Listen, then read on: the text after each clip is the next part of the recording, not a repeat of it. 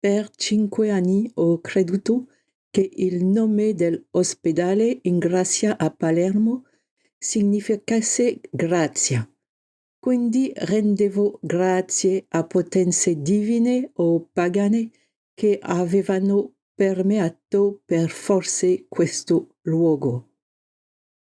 La grazia concessa a mio marito, che era sopravvissuto grazie a questo ospedale, sopra il quale doveva alleggiare la grazia.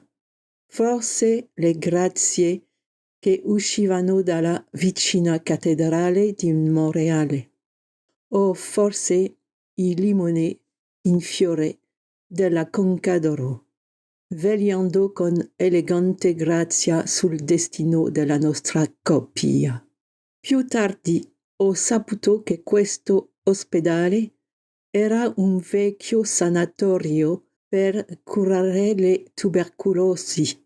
Allora ho capito l'immenso parco quasi fatiscente che aveva adottato la mia solitudine stordita e contenuto la mia angoscia muta. Non avevo avuto a quel tempo una vera curiosità per la storia dei luoghi. Ogni giorno tremava una piccola vittoria annegata nei deserti della testa. Dettagliavo ogni momento, allungavo ogni scorpetta, ogni fiore sulla strada, ogni dettaglio di pilastri del chiostro, schiacciato del presente.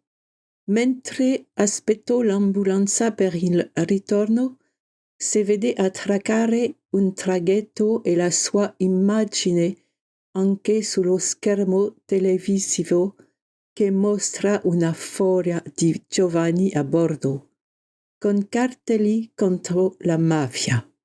Sulla strada per l'aeroporto i paramedici parcheggiano il veicolo in tempo per condividere un caffè con noi.